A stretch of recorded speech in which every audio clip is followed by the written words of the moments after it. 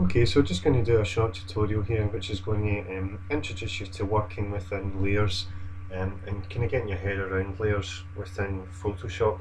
It's really half the battle. Once you understand how that works, um, you'll then find it a lot easier being able to create your own compositions and using a series of photos or graphics that you're planning on capturing, creating or editing yourself. So first thing we're going to do is just look at opening up this file. Now we're going to be opening up a Photoshop document I've already created for you, and we'll go through it just to understand the naming of layers, organising of layers, how to lock them and make them visible, etc. So we've got your file open. I'm going to have to locate the file. Now I've already saved this and popped it onto my desktop. You might have it in a different location depending on whether you're using a Mac or a PC. It's up to you to kind of try and organise your files so that you can locate them however you want. Okay, so I'm going to look at looking for a particular folder here, layers, composition and vector images. Okay, so within this I have a PSD file which is going to contain all the information I want, and essentially what it's doing is it's got all of these images apart from this final image. It's got all of these images composited within this document, and they're all held in there for me. So when I open this up, it'll all start lighting up and I'll be able to see and take it from there. Okay, so you'll notice that if I go over to my floating panels here, there's two in particular that have all lit up, and it's only really these two floating panels that I intend to use or go over with you within this tutorial. The first one being the navigator and the second one being layers. Now layers, it's all about layers when you're working within Photoshop, layer upon layer. Now the analogy that I'm going to use to try and help describe this for you, it was simply to try and imagine a landscape, and in a way working your way from the furthest point forward. So if you were in a car or a train, looking out the window, trying to understand if you were to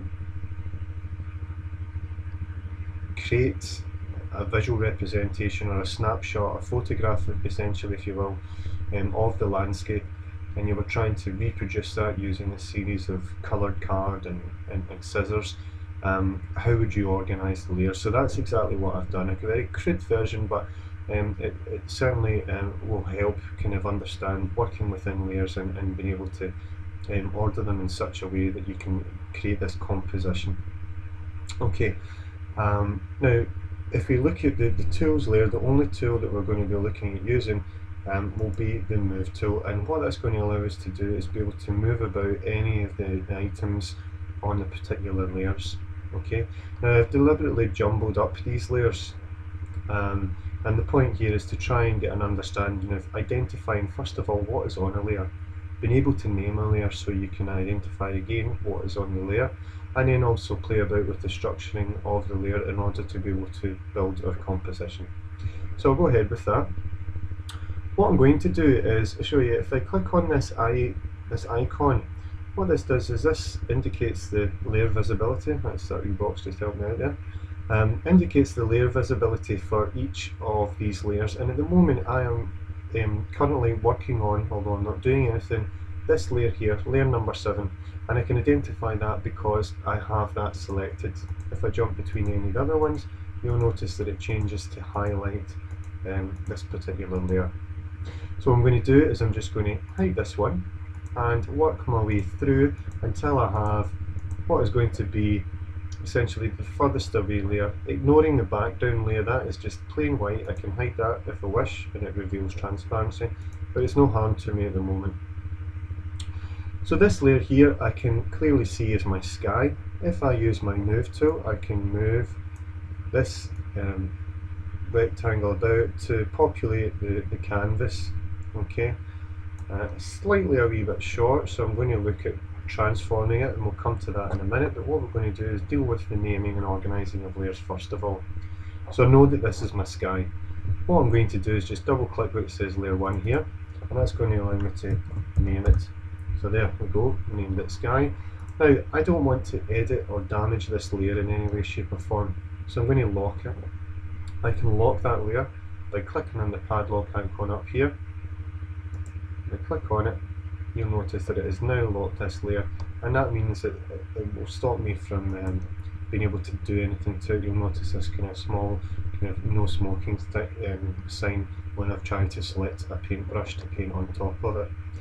So I'm now going to reveal the layer above that, which I guess could be described as, see now I couldn't move the couldn't use the move tool there because the layer was locked. It's because I'm accidentally still on that sky layer. Let me click on this. I would identify this as perhaps being a pond. Well, that's what I intended it to be, so I'm going to call that pond. I'm going to reveal layer 3, and again I intended these to be something like mountains, so I'm going to name those, and I'm just going to continue to go through and reveal all these layers and give them names before I try and build a composition. Just move these, make sure I'm on the right layer. Just going to move these. So these are kind of my grey clouds.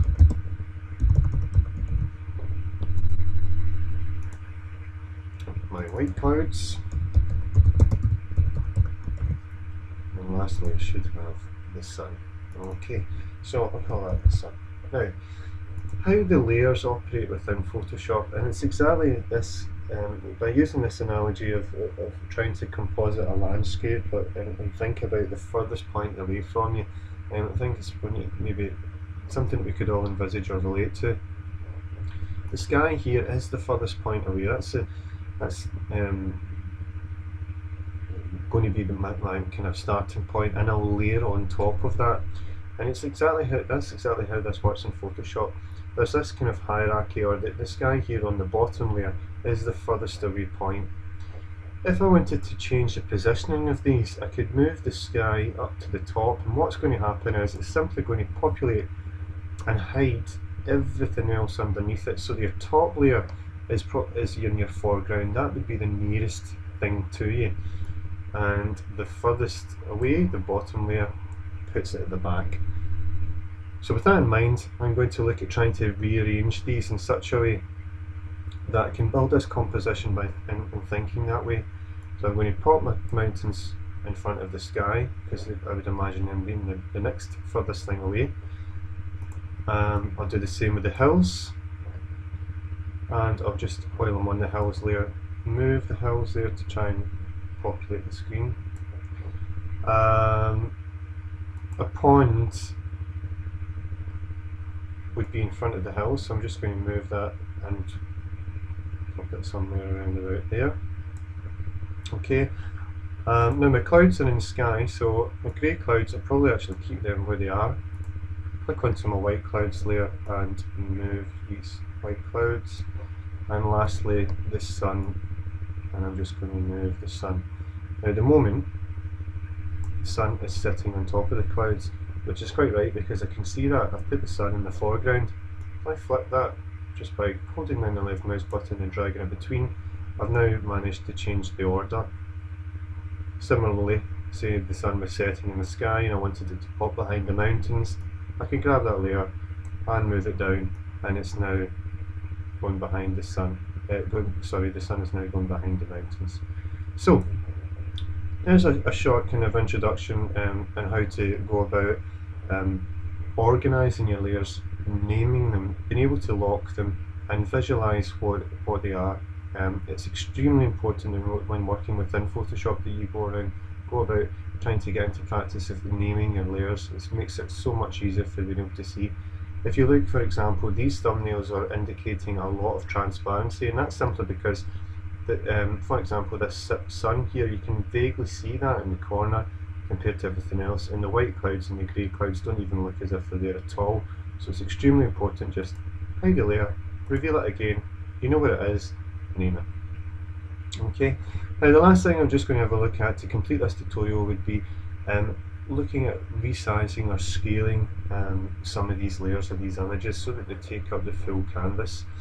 I'm just going to start with the sky. Now this process is an edit technique, and we're going to be looking at transform and scale. Now once we do that, you'll notice that these handles appear, these bounding boxes around the edge, the perimeter of the shape.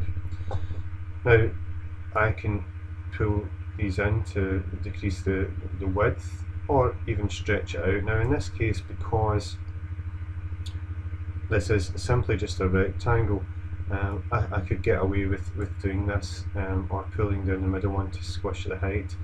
The general practice when looking at scaling would be working from a corner point and holding down the shift key, and what that does is it constrains the proportions and keeps it relative to how it was initially created. Okay. Now if I'm happy with that transformation, I can simply hit this tick up at the top. If I'm not, I can decide to discard the transformation, and it would jump back to the original kind of size that it was. In this case, I am going to commit because I'm happy to that.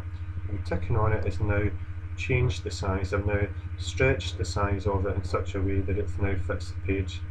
I'm going to repeat that process with the mountains because the mountains layer is also the same. Your shortcut for that is Control-T or Command-Transform, which, Command-T or Control-T, depending if you're working on either a Mac or a PC. So I'm just going to go to Transform, if it'll let me do it. The computer seems to be freezing. Transform and scale again, or using the free transform tool is going to work the exact same. Appears that my computer is possibly frozen and crashed at the moment, so let's see if it'll allow us to do it again. Transform scale, there we go. Okay, so if I hold down Shift and just pull out the corner, now that I'm happy with that, I can let go of the mouse and then let go of Shift and just hit return or select or commit to the transform. Okay, and I could continue to do that. Now I'm just going to show you that using the sun layer,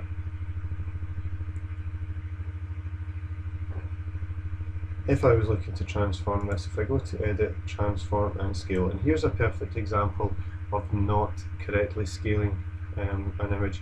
So I want to say increase the size of the sun.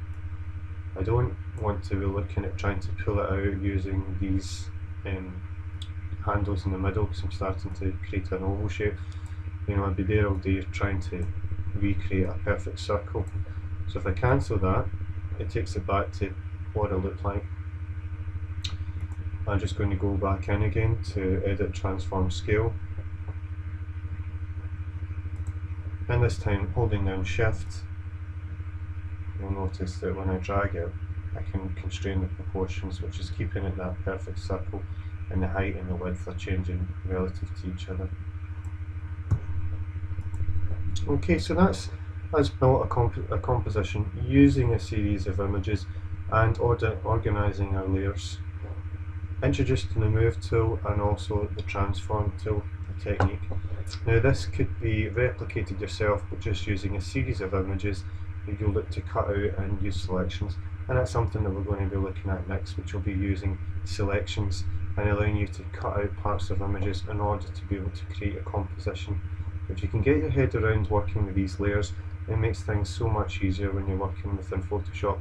It's then simply just a case of what kind of effects or techniques or adjustments would you make to these individual layers, albeit that this is looking at vector images. When you start applying this technique to photographs, if you can get this understood and the kind of theory behind how this operates and how it works, you will find it a lot easier.